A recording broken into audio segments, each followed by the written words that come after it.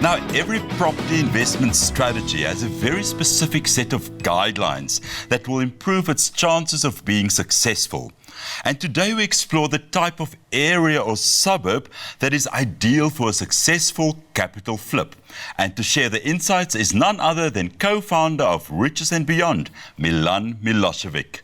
Milan, welcome back to All About Property. Thank you so much for having me again, sir. Cornelius. Now, I think let's first understand, just for people who are not sure, what exactly is a capital flip? Well, I love that strategy. I mean, after all these 15 strategies that we teach, that's one of my favorite. And the reason is, within 6 to 8 months, you can make some decent profit by doing it. And first thing, let's see how to go about it. So how we like to say about capital flips is when you buy something low and you can sell it for the high price. Now, there's different opportunities there. Could be a distressed property that we can buy it, fix it, and eventually sell it later on. Could be a property below market value, as long as we get a pretty good deal at the very, very beginning. And then once we increase the value, we can sell it for significant profit and eventually becomes very beneficial for us.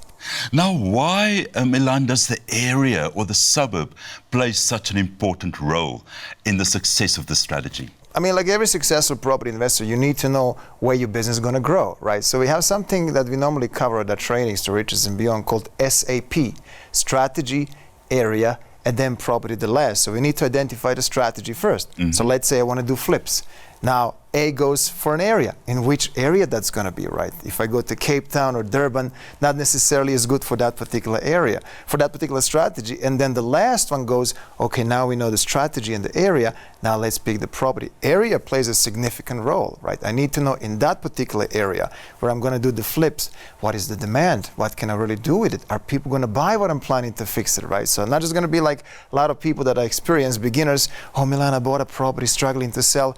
Did you do a research about the area? Well, not really. Sounded like a good deal. And we don't want that. We acting as a professional and do a lot of research before that. Now, you also say that it's important to look in more older, established areas. Why is that? That's a powerful question here. So if you're looking at different areas, right? Different areas, they have different need and demand. So we have people who are looking for more modern houses, people who are looking for a bit older. But if you look at the older areas, we might find the prices are a bit lower. So if I find a potential distressed property in that particular area, I can fix it and make it kind of appropriate for this time so that people go, you know, I'm somewhere in between, but I don't want to spend so much like in the newer areas. I can get pretty much the same bang for my buck in this particular area, which is might be a bit older, but still have the same feel. And also some people just might be living in that area, but they want to increase the value of the property. So that's where we as investors come in handy, right? Here's a property, I increased it, I added some more features, and you can still continue living in the same area, but having the best of it. And I suppose when it comes to negotiations with the seller in an older area, that seller might have had that property for close to 20, 30 years. So what he owes is much less. Does that help you in negotiations? Absolutely. I mean, we always trying to see how can we really help the person who's selling it, but also people who've been there in the area for many years, sometimes they get tired. You know, I'm kind of bored. You know, there's a new area. I want to go and travel. And they're willing even to sell properties below market value. And that's what we're looking for. So great older areas, people are more keen to sell it, and we go for those areas for that reason. Now, you also teach at Riches and Beyond that it's important to look at your affordable to middle income areas. Why is that? And then I think also just explain to us in rand value, what do you consider affordable to middle income? Absolutely. Now, this is a simple statistics. Now, if you know the history a bit, when pandemic happened, about 3.3 million South Africans lost their jobs, right?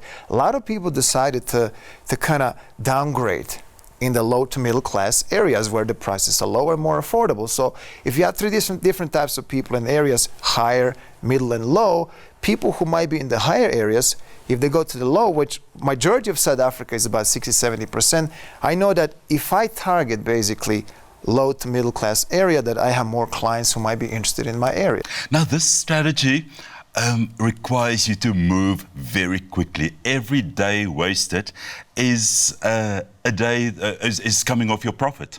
So you need to flip in areas where there is a demand. Right. In other words, you don't want to flip in an area where the last sale was a year ago.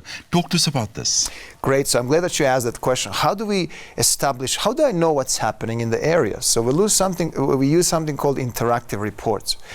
Platforms like Lightstone Report, when you can log in and pull out the report for that area, for that particular street, and see when was the last time property sold. Like you said, I don't want to go where the last time was a couple of years back, so I know exactly how much did they go for, and are people buying or not? What is the really demand? So we do a lot of research before we decide to buy a property. Right, so demand is created basically when I know what's going on in the area.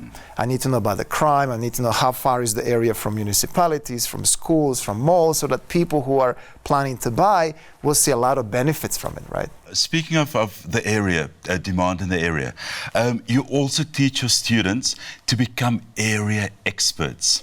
What is meant with area expert, and how do you become an area expert?